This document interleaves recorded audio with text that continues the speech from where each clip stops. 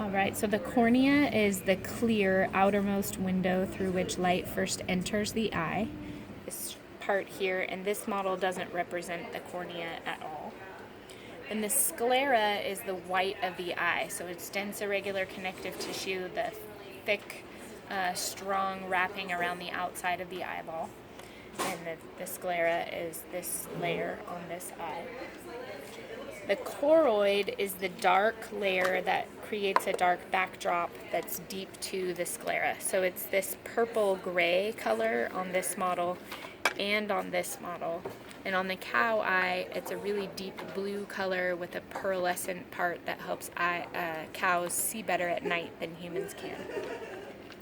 Then the iris is the colored part of the eye.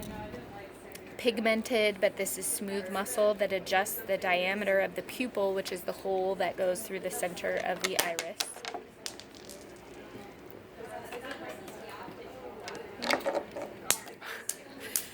The iris is shown on this model, same kind of thing, and the pupil is the hole at the center.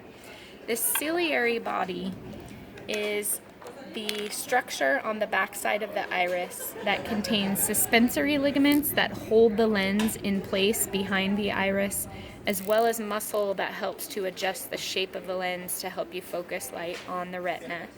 And so on this model, it looks like the underneath side of a mushroom head, the gills on the underneath side of a mushroom head. And then on this model, you can see the pink of the muscle and the little white lines of the suspensory ligaments. So these structures make up the ciliary body. Then the lens is the disc that sits directly behind the iris. The retina is the nervous layer of the eye. So this is where the photoreceptors are detecting sensory information from light that we see. And it's a kind of a shiny white paint with blood vessels shown in it on this model, and it's kind of a salmon color on the other model of the eye that we have. It's the innermost layer of the wall of the eyeball. And then the optic nerve comes out of the back of the eyeball. The optic disc is the portion where the retina connects to the wall of the eye that corresponds with where the optic nerve comes out of the back of the eyeball. So it's a white disc on this model, and this other model doesn't represent the optic disc at all. The fovea centralis is represented as a small yellow dot near the optic disc, or it's a larger yellow circle of paint on the other eye model.